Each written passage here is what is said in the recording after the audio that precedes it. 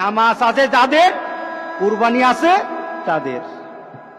নামাজ আছে যাদের, কুরবানি আছে তাদের। কি বলেন, মিলে কিনা বলেন? নামাজ নাই, কুরবানি নাই।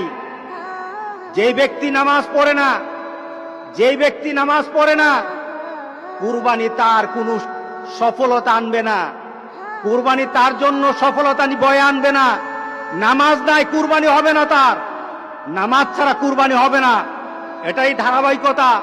ইন্না আতাইনাকাল কাউসার ফাসাল্লি লিরাব্বিকা ওয়ানহার।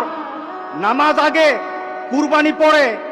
আর আমাদের সমাজে এমন মানুষ আছে নামাজ পড়ে না, কিন্তু লক্ষ লক্ষ টাকা দামের কুরবানি ছাড়ে না। এমন আছে কিনা বলেন? তার মানে কি?